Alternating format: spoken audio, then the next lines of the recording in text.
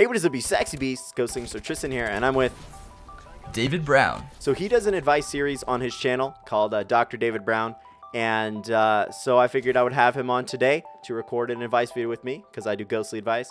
And so go ahead and talk a little bit about your channel, man. So I do a mixture of talking to the camera type videos as well as a few Let's Plays between Pokemon and Minecraft, but mostly just talking to the camera these days. Yep, because he has his main channel and then he has his gaming channel. I'll link both of those in the description below. And we're actually going to get right into it. I have three interesting emails for you guys today. And yeah, so hey man, I love your videos. Watch them every day. Anyways, I'm 15. I have a decent sized room. However, I have a big bed, winky face, a big desk, and a few dressers. This makes my room very cramped. My sister, on the other hand, has a massive room. She has a tiny bed and a tiny desk, and that's it. She's only 7.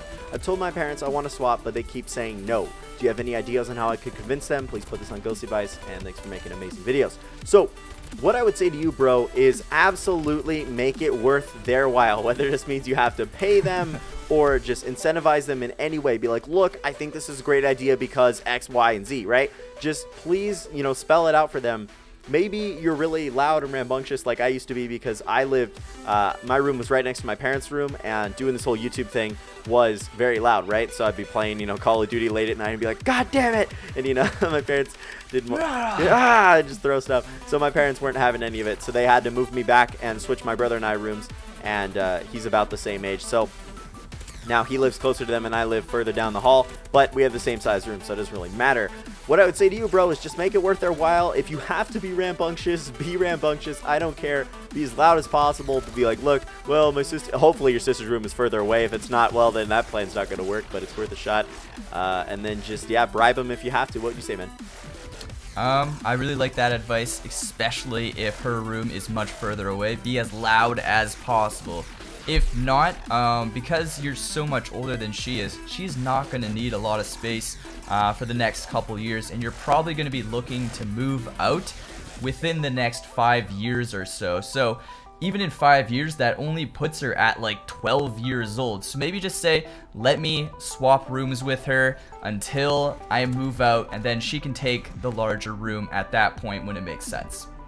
Absolutely. And yeah, just make it logical and reasonable and not like, hey, look, my little sister's being a bitch. She has the bigger room. Like, don't say it like that. But don't say she, yeah, I wish you were dead. No. God, Breaking Bad. Anyway, I'm going to move on to the second email. It's a lot more serious than the first one, so it's going to be a little bit of a rough transition, but I hope you guys can handle that. So, dear Ghost, yesterday on January 14th, my friend died of cancer, and I'm simply asking for your advice on how to cope with death. If this could be in your next Ghost Advice video, I would be happy to hear that. Any thoughts on your opinions? So, David, I'm going to hand it over to you. Yeah, this is definitely a much more harder topic and a little bit less, or much more serious, I should say. What I would do in this case is trying to do things that maybe can get you a little bit closer to that person, whether it's helping the family with some things or maybe creating something for the family that kind of resembles your friend. That way you kind of get a little bit closer to the family, which kind of will hopefully make you a little bit feel a little bit more joined with them. And it's probably something that your friend would probably like to see as well, to see his friends helping his family, who I'm sure are going through a really tough time as well. Yeah, absolutely. And on top of that, what I need you to understand is that there are 7 stages of grief for most people. Not everybody goes through them all. Not everybody experiences them the exact same ways or in the same order or anything like that. So whatever you're feeling, whatever you're going through is completely normal, and you need to understand that everybody handles death a different way. So maybe you're crying at the service, maybe you're not. It doesn't matter.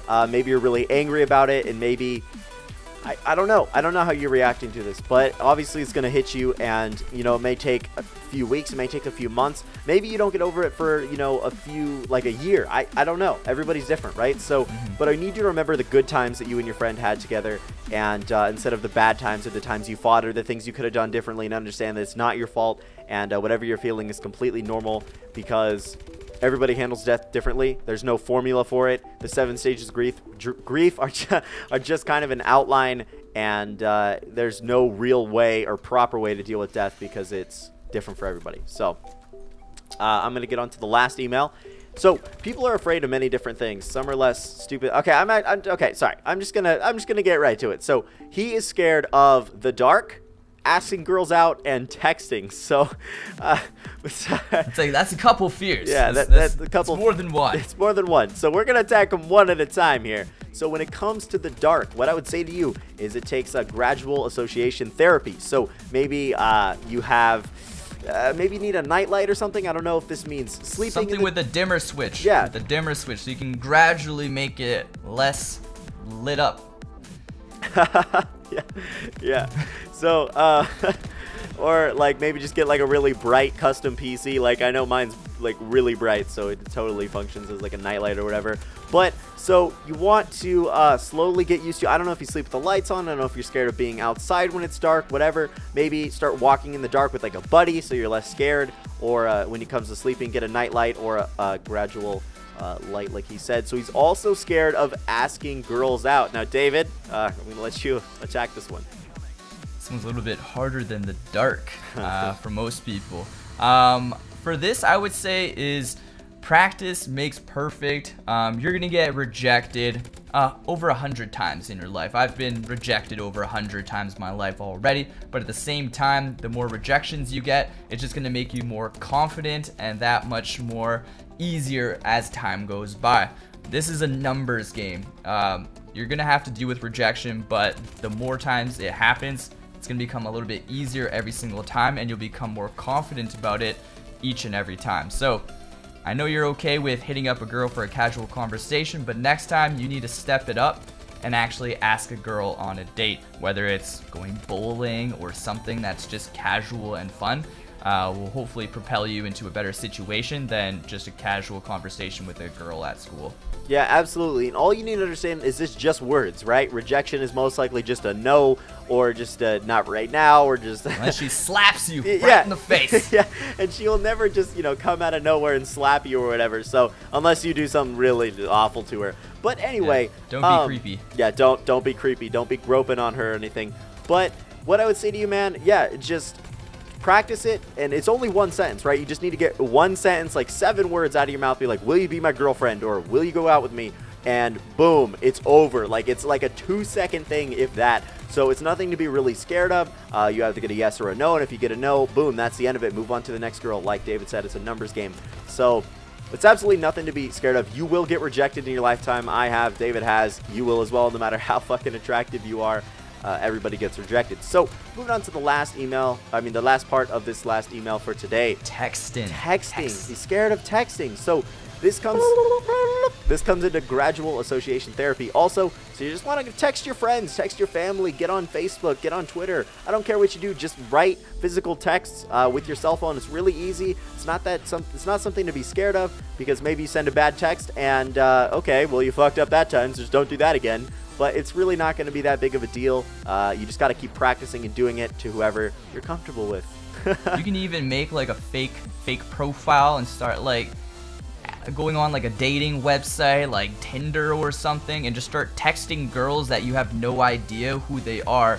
That way it's not like a girl at school that could be a little bit more frightening to actually text. But if it's just some random girl online, it's probably going to be a little bit easier to talk to that girl and kind of get used to texting with a girl that doesn't have the opportunity to save it as a screenshot and share it within the school.